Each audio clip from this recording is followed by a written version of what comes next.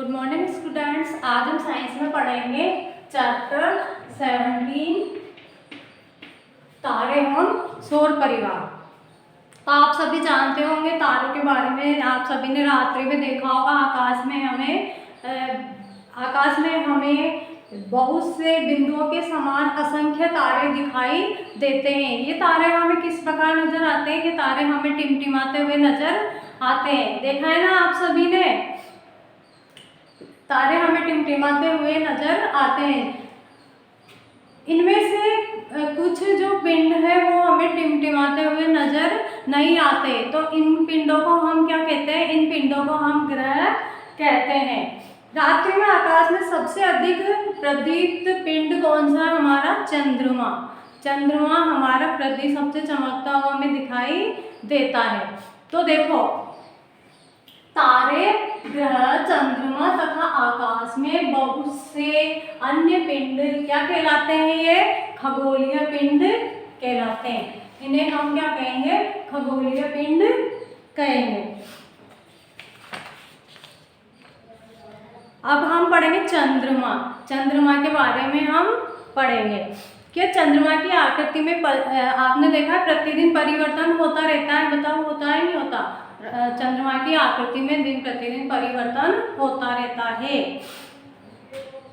उस दिन को जब चंद्रमा की पूर्ण चक्रिका दिखाई देती है, उस दिन को हम क्या कहेंगे? जिस दिन हमें चंद्रमा पूर्ण दिखाई देता है, पूरा चंद्रमा दिखाई देता है, उस दिन को हम क्या कहेंगे? उस दिन को हम पूर्णिमा कहेंगे। इसके पश्चात प्रत्येक रात्रि को क्या होता है? चंद्रमा का चमकीला भाग घटता हुआ चला जाता है ना?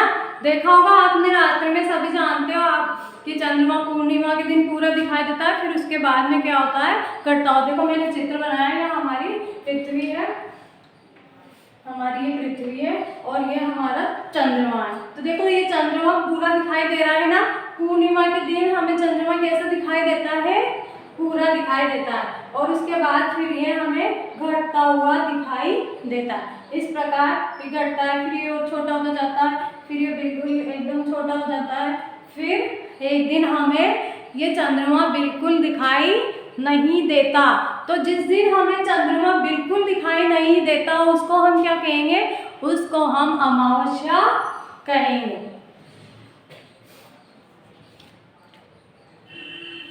अगले दिन चंद्रमा, फिर हमें एक चंद्रमा का एक छोटा सा भाग दिखाई देता है, उसे हम क्या कहते हैं? इस छोटे से भाग को हम बालचंद्र कहते हैं। 15वें दिन हमें फिर एक बार फिर घटता हुआ दिखाई देता है, ये घटता हुआ जाता है, फिर 15वें दिन बाद हमें पूरा चांद दिखाई देता है। इस तरह से चंद्रमा घटता बढ़ता रहता है। पूरे माह तक दिखाई देने वाली चंद्रमा की प्रदीप्त भाग की विभिन्न आकृतियों को हम क्या कहेंगे? ये जो चंद्रमा की विभिन्न आकृतियां है ना, प्रतिदिन हमें दिखाई देने वाली चंद्रमा की विभिन्न आकृतियों को हम क्या कहते हैं? इसे चंद्रमा की कलाएं कहते हैं। क्या कहते हैं हम इसे? चंद्रमा की कलाएं कहते हैं। चंद्रमा की कलाओं का हमारे सामाजिक जीवन में बहुत महत्व है। भारत में लगभग सभी पर्व कब मनाए जाते हैं? चंद्रमा की कलाओं के अनुसार ही मनाए जाते हैं। जैसे आपने देखा है बुद्ध पूर्णिमा, गुरु नानक जयंती, ये कब मनाई जाती है? पूर्णिमा के दिन ही मनाई जाती है। महाशिवरात्रि को कृष्ण पक्ष की त्रयोदशी को मनाया जाता है। और जो बालचंद्र है हमारा, ये बालचंद्र, इसके दूसरे दिन अगले दिन ईद उल फितर मनाया जाता है। तो एक पूर्णिमा से दूसरी पूर्णिमा तक की अवधि में कितने दिन होते हैं? 29 दिन से कुछ अधिक होती है इनकी अवधि, और बहुत से कैलेंडर में इस अवधि को एक माह कहा जाता है। चंद्रमा सूर्य तथा अन्य तारों की भांति अपना प्रकाश उत्पन्न नहीं करता है।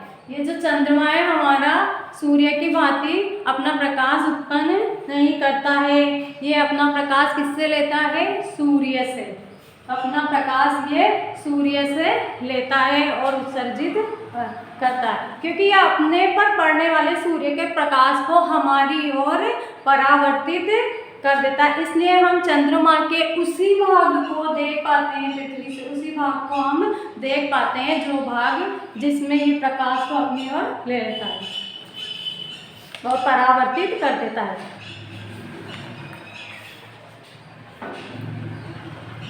चंद्रमा पृथ्वी की, ये जो चंद्रमा है ये पृथ्वी की परिक्रमा करता रहता है। पृथ्वी चंद्रमा सहित, और हमारी जो पृथ्वी है ये चंद्रमा सहित किसकी परिक्रमा करती है? सूर्य की परिक्रमा करती है। चंद्रमा तो पृथ्वी की परिक्रमा करता है और पृथ्वी और चंद्रमा दोनों क्या करते हैं? सूर्य की परिक्रमा करते हैं। बालचंद्र के पश्चात पृथ्वी से देखने पर प्रतिदिन चंद्रमा के प्रदीप्त भाग में वृद्धि होती रहती है। पूर्णिमा के पश्चात पृथ्वी से देखने पर चंद्रमा का सूर्य द्वारा प्रदीप्त भाग प्रतिदिन आकार में घटता जाता है। चंद्रमा पृथ्वी की एक परिक्रमा पूरे करने में अपने अक्ष पर एक घूर्णन करता है। यह पूरी परिक्रमा करने में एक घूर्णन करता है। अब देखिए चंद्रमा का पृष्ठ। चंद्रमा पर जो वैज्ञानिक गए, सबसे पहले चंद्रमा पर कौन गए थे? Neil Armstrong. पता होगा आप सभी को, आपने पहले भी पढ़ा होगा। चंद्रमा पर सबसे पहले किसने कदम रखा था? नील आर्मस्ट्रॉन्ग ने। कब रखा था? 21 जुलाई 1969 को अमेरिका के अंतरिक्ष यात्री नील आर्मस्ट्रॉन्ग ने सबसे पहले चंद्रमा पर कदम रखा था। और इसके बाद एडविन एल्ड्रिन वो चंद्रमा पर उतरे। तो चंद्रमा का पृष्ठ के बारे में देखो, कवियों और कहानीकारों के लिए चंद्रमा एक क्या था? चित्ताकर्षक पिंड है। लेकिन अंतरिक्ष यात्री ने जब चंद्रमा पर कदम रखे तो उन्होंने क्या देखा कि चंद्रमा के पृष्ठ को धूल भरा तथा निर्जन पाया गया।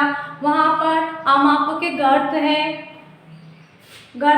और बहुत से खड़ी ढाल वाले पहाड़, ऊंचे ऊंचे पहाड़ है वहाँ पर। इनमें कुछ पर्वत ऊंचाई में पृथ्वी की सर्वाधिक ऊंचाई के पर्वतों के समान है। और चंद्रमा पर न तो वायुमंडल है और न ही जल है, इसलिए वहाँ पर जीवन नहीं है। ये था हमारा चंद्रमा। अब हम पढ़ेंगे तारों के बारे में।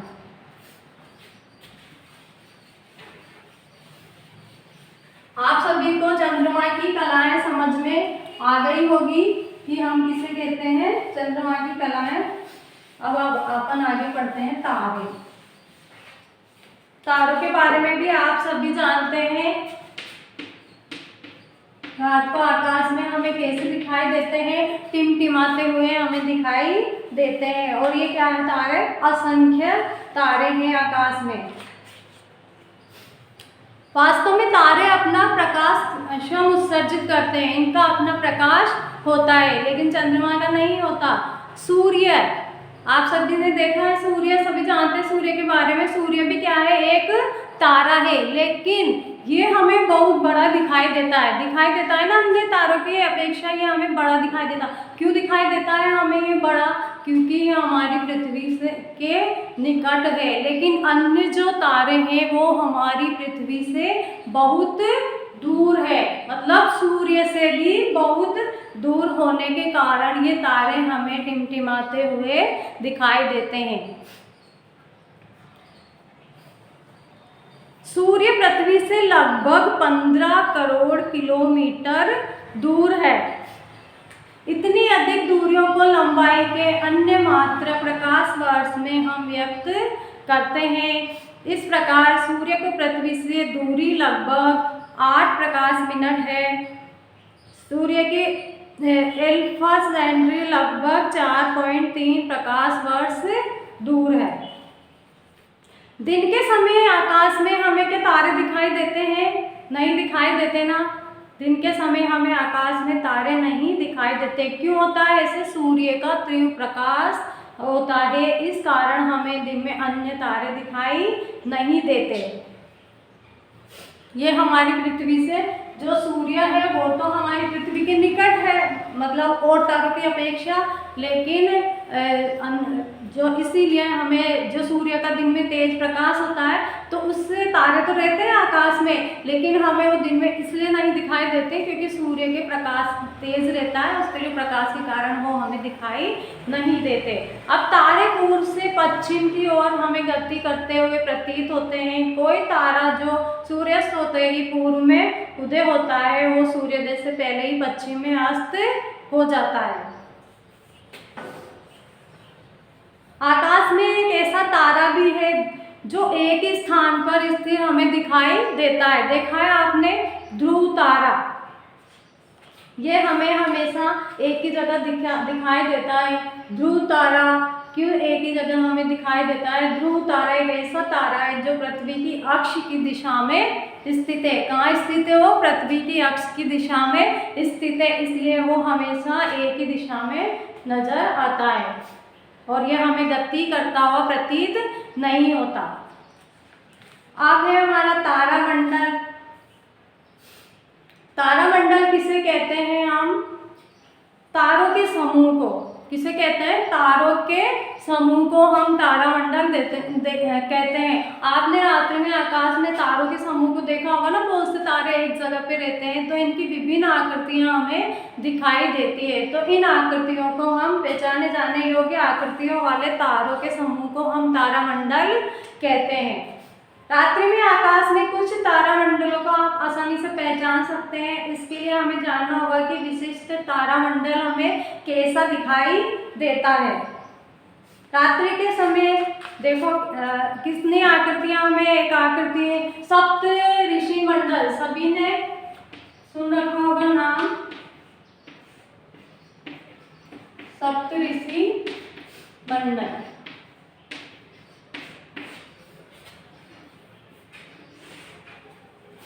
ये भी एक तारों का समूह है। सर्वविख्यात तारामंडल में से एक विख्यात तारामंडल सप्तऋषि है, जिसे आप गर्मियों में रात्रि के समय प्रथम पहर में देख सकते हैं। इस तारामंडल को क्या कहते हैं? बिग डिपर या ग्रेट बियर या अर्सा मेजर भी कहते हैं इस तारामंडल को। इस तारामंडल में 7 सुस्पष्ट तारे होते हैं। देखिए इस प्रकार की जो आकृति होती है, ये होती है आकृति, और फिर यहाँ इस तरह से ये हमें 3 तो यहाँ ऐसे होते हैं, ये 3 तारे और ये 4 तारे इस तरह से। ये कौन सी आकृति है? ये कलछी की आकृति का हमें दिखाई देता है। प्राचीन काल में जल पीने के लिए इसका उपयोग किया जाता था। ये कलछी की आकृति में हमें ये सप्त ऋषि मंडल दिखाई देता है। सप्तऋषि तारामंडल कलछी की आकृति का होता है। इसमें 3 तारे तो ऐसे लाइन में होते हैं, 7 तारों का ये समूह होता है और 4 तारे इस तरह से होते हैं। बड़ी कलछी अथवा प्रश्न चिन्ह जैसा ये प्रतीत होता है। इस कलछी की हत्ती में ये जो हत्ता है इसमें तो 3 होते हैं और इधर इसमें 4 तारे होते हैं।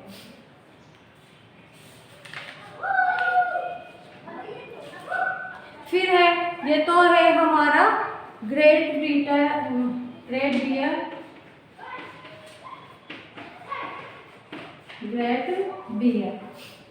है। फिर हमारा एक और तारामंडल ओरायन, एक अन्य विख्यात तारामंडल है जिसे हम सर्दियों में मध्य रात्रि में देख सकते हैं। इस आकाश में सर्वाधिक भव्य तारामंडलों में गिना जाता है। इसमें भी 7 या 8 चमकीले तारे होते हैं इस तरह से।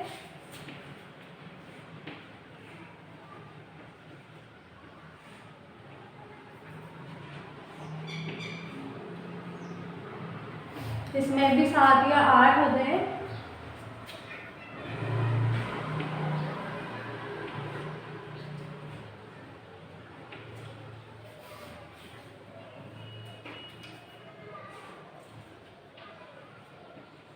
ये होता है ओरायन, ये हमारा ओरायन तारामंडल है।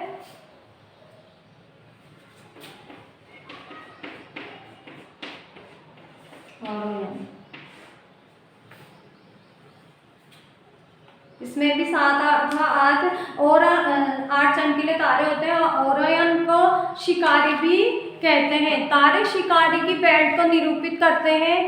इसमें 4 चमकीले तारे चतुर्भुज के रूप में होते हैं, चतुर्भुज के रूप में होते हैं 4। और आकाश में सबसे अधिक चमकीला तारा हमें सीरियस ओरायन के निकट दिखाई देता है। इस तरह से देखने पर यहाँ एक तारा होता है, उसे हम सीरियस तारामंडल